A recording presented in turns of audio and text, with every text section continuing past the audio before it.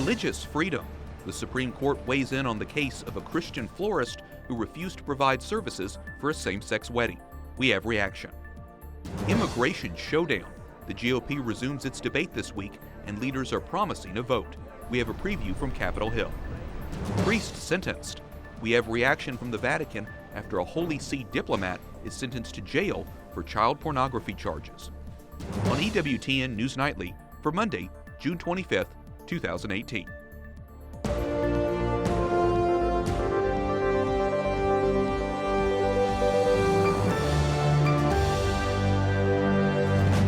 Good evening from Washington, D.C., and thank you for joining us for News from a Catholic Perspective. I'm Wyatt Goolsby, in for Lauren Ashburn. The U.S. Supreme Court orders the state of Washington to take another look at the case of a Christian florist who declined to participate in a same-sex ceremony.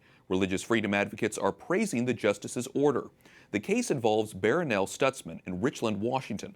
Stutzman was taken to court after refusing to provide floral services for a same-sex wedding, citing religious objection. The High Court says the state of Washington needs to take a look at its recent ruling when they sided with a Christian baker in Colorado. There, Jack Phillips also cited his religious beliefs when he refused to make a wedding cake for a same-sex ceremony. Kristen Wagner, who represents both the florist and the baker, says the Supreme Court made the right decision. We absolutely consider this a victory for Baronelle, as well as for all Americans that want to be able to speak messages and to celebrate events that are consistent with their convictions. From here, Washington State Supreme Court could take up the case again, or they could send it down to a lower state court. President Trump says illegal immigrants should be sent back to their home countries, quote, immediately with no judges or court cases. The comment comes as the administration is now working to reunify detained migrant children with their parents. White House correspondent Mark Irons reports. Good evening, Mark. Good evening, Wyatt. President Trump isn't backing down from his strategy to improve border security, and he says his plan is cheaper than hiring thousands of judges to handle all the cases. We want a system where when people come in illegally, they have to go out. And a nice, simple system that works. You know, Mexico holds people for 4 hours, for 5 hours, for 2 hours, and they're gone. We have people for 4, 5, 6 years, and they never leave. The Department of Homeland Security isn't backing down from its tough enforcement policies while also trying to reunite families separated at the border. DHS says it's established a process for detained children to communicate with parents while they wait to be reunited. But it says those adults are being, quote, reunited with their children for the purposes of removal. After the zero-tolerance policy was announced last month, Cardinal Daniel DiNardo, the president of the U.S. Conference of Catholic Bishops, wrote, "While protecting our borders is important, we can and must do better as a government and as a society to find other ways to ensure that safety. Separating babies from their mothers is not the answer and is immoral." In an interview last week with Reuters, Pope Francis agreed. The Trump administration says it's reunited about 500 of the 2,000 children separated from their parents. The executive director of Migration Services at the U.S. Conference of Catholic Bishops tells me he's still concerned children will be indefinitely held in detention. Bill Canny says it would be better to release asylum seekers so they can prepare for their day in court. Wyatt? White House correspondent Mark Irons reporting. Thanks, Mark. At least one conservative Republican says a broad immigration reform package is likely to die. Representative Mark Meadows tells Fox News a weekend of negotiations did not end with a deal. But Capitol Hill correspondent Jason Calvi says lawmakers are scrambling to get something done. Good evening, Jason. Good evening, Wyatt. With the balancing act between GOP moderates and conservatives teetering near collapse, a new option emerging, legislation designed solely to keep detained families together. It comes as both Republicans and Democrats spent the weekend visiting shelters along the border.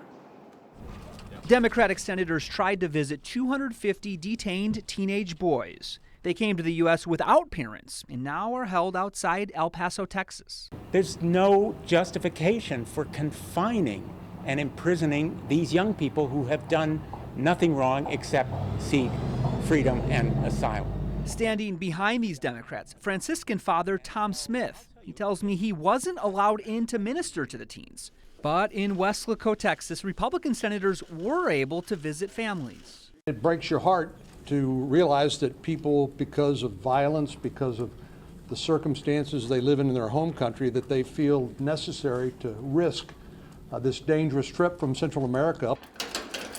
And that heartbreak is sparking people to help. So this is one of the storages. A surge of support. All of a sudden they started getting like 1,000 boxes a day. With messages like this one. Hope this helps a few of the dads. At Catholic Charities in McAllen, Texas, Sister Norma Pimentel says these donations are helping meet the basic needs of asylum seekers released from Border Patrol. First of all, hygiene items to go ahead and take a shower, get cleaned up, and so all those items are immediately given to them. These asylum seekers' cases slowly snake their way through immigration courts as lawmakers consider what to do next. Buena suerte. Buena suerte. Republican Representative Carlos Corbello visited another Catholic Charities center south of Miami. He says the unaccompanied kids housed there are treated exceptionally well and are happy. Some were in classrooms, others on a field trip to the aquarium. Wyatt? So Jason, what's next for Congress on this issue? House Republicans huddle behind closed doors tomorrow, so we'll see if they reach a deal on their broad immigration bill or if they'll decide to just bring up that very narrow bill to keep families together. Health and Human Services Secretary Alex Azar should expect a grilling tomorrow. He oversees detained children, and he's testifying right here in the Senate. Okay, we'll be watching that and all the developments. Capitol Hill correspondent Jason Calvi. Thanks, Jason. An international watchdog group says Algeria has abandoned 13,000 migrants in the Sahara Desert. The International Organization for Migrants says these stranded children include children and pregnant women. They often navigate a terrain by themselves where temperatures reach 118 degrees. Algerian officials reject those allegations, saying they are part of a, quote, malicious campaign. The migrants are fleeing because Algeria says it has no room for them. Jordan says it will not take in Syrian refugees fleeing the government's latest offensive. President Bashar Assad's forces continue their advance deep into the southern part of the country, leaving thousands displaced. But Jordanian officials say the country already has absorbed hundreds of thousands of refugees from Syria, and they can't take any more. Prince William arrives in Israel on his historic visit to the Middle East. He is the first member of the British royal family to officially visit the region. The 5-day trip is billed as non-political. It has an emphasis on technology and joint Israeli-Arab projects. But the 36-year-old prince will meet with Israeli and Palestinian leaders. North Korea cancels its annual anti-United States rally. It's a further sign of improved relations between the countries following the summit earlier this month. Last year's event drew a reported 100,000 people. The country even issued anti-American postage stamps. Recep Tayyip Erdogan is re-elected president of Turkey. The 64-year-old was declared the winner early this morning. Final results are not expected until Friday. The election ushers in a system granting the president sweeping new powers. Critics say it gives the position too much authority and may lead to a one-person rule in the country. At least 7 are dead following a new wave of violence in Catholic-majority Nicaragua. Demonstrators are calling for President Daniel Ortega to be removed from office. Church leaders want the protesters and the president to resume peace negotiations.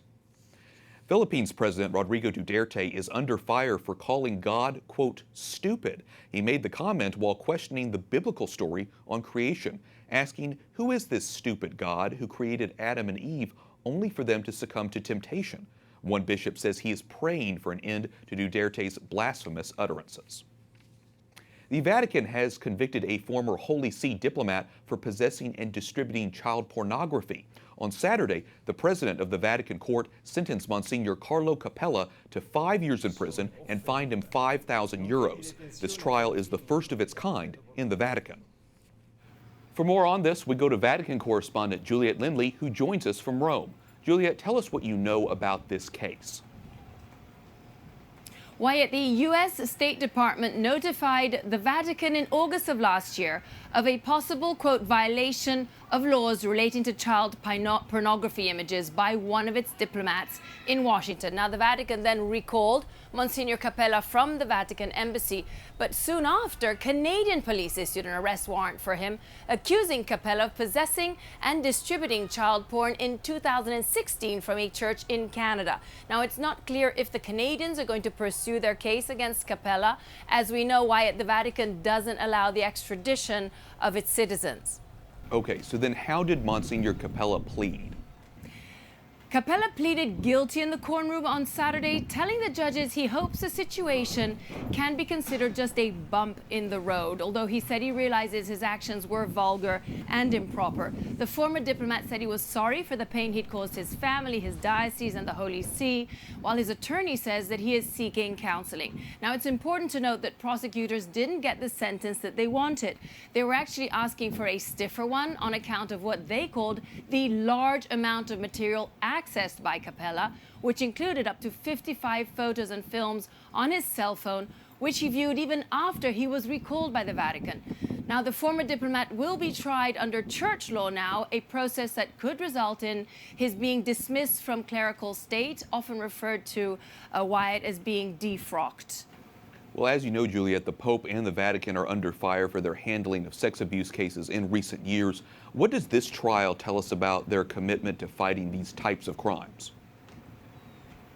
Well, it's historic in that this is the first known enforcement of a 2013 Vatican law that specifically criminalized possession and distribution of child pornography, punishing it with up to 5 years in prison and a $50,000 fine. Now, the Capella case is similar to another in 2013 that involved the Vatican's then ambassador to the Dominican Republic. He was accused of sexually abusing local boys in the Caribbean. Archbishop Joseph Veselovsky was defrocked by a church court, but Wyatt, he died before the Vatican's criminal trial got underway. So between Pope Francis's recent actions to solve the abuse crisis in Chile and the Capella trial, the Vatican is clearly sending out the message that it's taking these issues very, very seriously, Wyatt. Yes, and of course it's interesting to hear more details about this trial in particular and what the Vatican is doing about these issues in general. Juliet Lindley, EWTN News Nightly Vatican correspondent. Thanks so much. Thank you, Wyatt. The U.S. ambassador to the Holy See says religious freedom is a priority America and the Vatican share. Callista Gingrich hosted a symposium at the embassy today on the issue. The ideas and solutions shared will be delivered to the Secretary of State, Mike Pompeo. The Vatican Secretary of State, Cardinal Pietro Parolin, was there, as well as Archbishop Joseph Coots of Karachi, Pakistan, who will become a cardinal later this week. Coming up, we get reaction after a Virginia restaurant kicks out the president's press secretary. Plus, the First Lady's message for teenagers.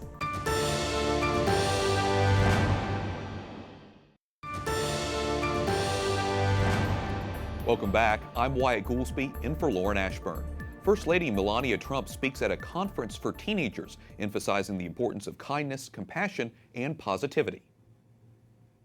You have the power to be the positive force in so many people's lives. She told the group, Students Against Destructive Decisions, to respect each other and look out for one another. The speech yesterday comes after her trip to the U.S.-Mexico border last week. President Trump is trash-talking a Virginia restaurant after his press secretary, Sarah Sanders, is asked to leave. Sanders tweeted over the weekend that she was asked to leave the Red Hen restaurant in Lexington, Virginia, because she worked for President Trump. Sanders says she politely left and that the owner's actions say far more about her than about me. Joining me now to talk about the situation is Christopher Bedford, editor-in-chief of the Daily Caller and the author of The Art of the Donald. Chris, welcome back to the program. Thanks for having me. Okay, Chris, so Sarah Sanders isn't the only member of the Trump administration to face this kind of hostility. We saw Homeland Security Secretary Kirstjen Nielsen and Policy Advisor Stephen Miller were interrupted by protesters when they were at dinner. How, aside from just all the political divisiveness we have in this country, have we hit a new low where just working for the president, it's difficult to go out and just get a meal? Actually, I think it's ramping back up again because things seemed to calm down for a little bit of time before this immigration order. A lot of the insanity that we saw on the campaign trail, I think maybe the worst we saw was on the campaign trail when you saw old men getting attacked in the streets trying to leave a rally, women getting pepper sprayed in the eyes by these Antifa guys, and that seemed to go down a little bit, but it's entered the mainstream. And now you've got congresswomen and congressmen and elected politicians rooting on mobs of people screaming and shouting and filming it in restaurants. And I was a bartender for 10 years. I've got my own point of view, but you're not up there like a priest serving communion. You're serving drinks, you're serving food, and you shouldn't bring your moral decisions into it. And you should take pride in your service and allow people to enjoy themselves. I would have happily served dinner to Barack Obama and his wife. I would have been honored to. You mentioned Congress and some of the stuff that's going on there. Over the weekend, Democratic Congresswoman Maxine Waters encouraged supporters to quote, harass members of the president's cabinet. Should there be any consequences for that, or other things that Congress lawmakers say? It'd be nice if there were. It depends. Certainly you wouldn't be able to get her on anything legal, but she said that God is on the side of mobs chasing people from having a margarita and a taco. That seems unhinged, and I think the president's actually right to call it stupid. He's of course quick to bash back, and that's the thing, whereas a lot of his cabinet members would be more used to the civil debates of normal D.C. politics, whereas the president's like a world wrestler when he gets up there on the national stage. Mm-hmm. He's used to this kind of stuff, and I guess now they're trying to target people who generally should just be treated with a level of respect and decorum. Well, you mentioned President Trump in that, and he's often accused of saying this same type of rhetoric on Twitter, for example. How do we put an end to what has sort of become the new normal here in Washington and sort of get back to civil discourse? So I don't think we will, unfortunately. Not anytime soon. If I could think of something, I'll definitely get back to you. Mm-hmm. Civil discourse in Washington, I think, is every presidency we have, people talk about where has civility gone. Mm-hmm. But if you go back through the old campaign ads and the newspaper ads that Adams and Jefferson ran against each other, they were vicious, they were lies, there were smears, there were allegations of children out of wedlock. There was all kinds of stuff that swirled around early colonial politics. And of course, then you got a guy like Andrew Jackson who killed a man in the duel, and he probably would have killed 10 more if they'd let him. He was a mean son of a gun, and that was Washington, D.C. civility. So now we're at a level where we have people insulting each other openly and making each other uncomfortable in restaurants, and that's not a good place to be. I don't see any level of actual civil discourse returning, unfortunately. Well, do you think because there is this lack of civil discourse, do you think that interrupts actual policy making in terms of actually creating laws, gridlock in Congress? Is it contributing to that? Yeah, absolutely. Back in the day, a lot of Republicans and Democrats would hang out together. I hear this complaint all the time from senators and congressmen. They don't know each other anymore. Things are too polarized. If one side thinks that the other side are Nazis, then how could there ever be any discussion here? If one side, the divides between the parties have become so severe. There are no more conservative Democrats. There's a few liberal Republicans who are willing to go over, but less so all the time. And I would normally say that something tragic happening might actually bring people back together. But even, it was just a year ago, we saw the baseball shooting where many, many members of the Republican Party were shot down and nearly killed. And that civility lasted about 1 month. Yeah, and then it kind of slowly faded away after that. Well, it is a concerning situation, but obviously one that's important to address and to at least talk about. Christopher Bedford, editor-in-chief of the Daily Caller and author of The Art of the Donald. Thanks so much for talking with us about it. Thank you.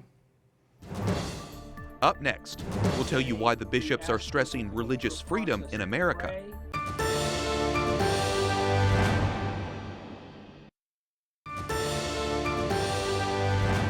Già contenuta nella dichiarazione conciliare da cui prende il nome. Pope Francis reminds bioethics experts from around the world that protecting the unborn from abortion is just as important as caring for the poor and migrants. The Holy Father was speaking at a Vatican conference on biological and medical research. Welcome back. I'm Wyatt Goolsby, in for Lauren Ashburn. Hundreds of demonstrators took to the streets Friday night in Brazil to demand the legalization of abortion. Protesters chanted, "It's for the life of the woman, legalize." Lawmakers in the majority Catholic country will hold the debate on abortion in August. Currently, abortion is legal only if the mother's life is in danger or in the case of rape. A woman in Arizona says the pharmacist at a national chain denied giving her an abortion-inducing drug on moral grounds. Walgreens says its pharmacy workers are not required to fill prescriptions if they have moral objections, but they are required to refer those prescriptions to another employee. Religious Freedom Week continues as Catholics across the country are encouraged to pray and act in support of religious liberty at home and abroad. Each day of the week has a specific prayer request. Today, the U.S. bishops who are sponsoring the week encourage the faithful to pray for Christians in the Middle East. Joining me now is Archbishop Joseph Kurtz of Louisville. He's also the chairman of the U.S. Conference of Catholic Bishops Committee for Religious Liberty. Archbishop Kurtz, welcome back to the program. Wyatt, thank you. Thank you for having me on. This effort began in 2012 as Fortnight for Freedom, the Fortnight for Freedom. So why dedicate a whole week to religious freedom? Well, religious freedom is so important and it's so undervalued by so many people within our culture. So we have a story to tell, and it's a great message to tell to people. And Religious Freedom Week will give us that opportunity to talk about the gift that we have as people of faith to actually inspire a culture, and also to work to make room for people of faith to be able to serve and to witness within that culture. I think we have a good story to tell. Let's expand on that a little bit, because the theme this year is serving others in God's love. So what should Catholics be doing then? Yeah, well, one of the first things, I hope they'll go to the bishop's website, on religious freedom. We have videos that will be telling the story, but each day we ask people to go through a process of pray, reflect, and then act. And it will be a different theme for each day. So we're hoping that in each case, during this week that we're in, people will have an opportunity to learn more, to join in prayer, and then there are specific actions that we'll be asking people to consider. Well, as you know, Catholic agencies play a vital role in adoption and foster care, one of the things people will be praying about this week. Right now, many Catholic providers are being forced out because they emphasize the Catholic teaching of placing children in a home with a mother and a father. Why is it important that the Catholic Church stay in the adoption business?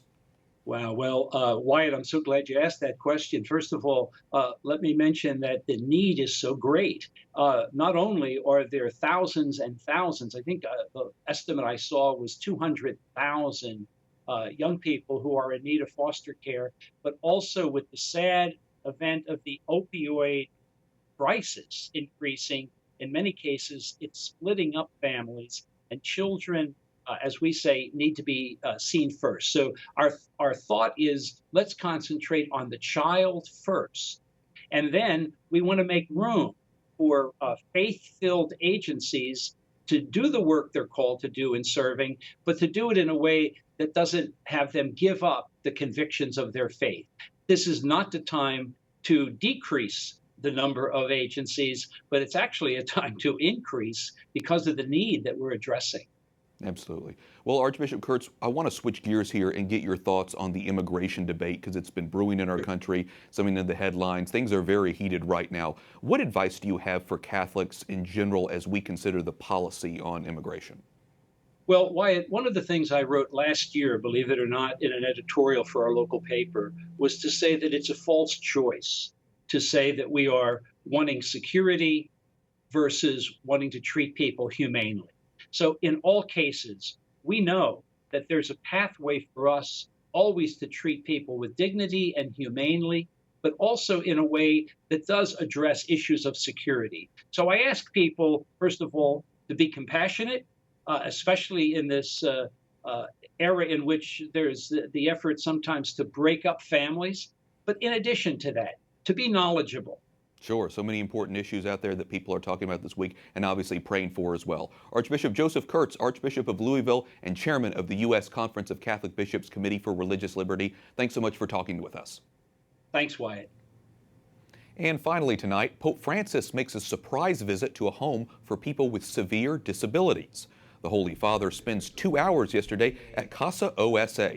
He visited with all 200 people there, telling them, quote, believe in dreams and in the beauty of life in union with the Lord. He adds he was grateful for, quote, a family day. Always uplifting to see Pope Francis among the people in his element.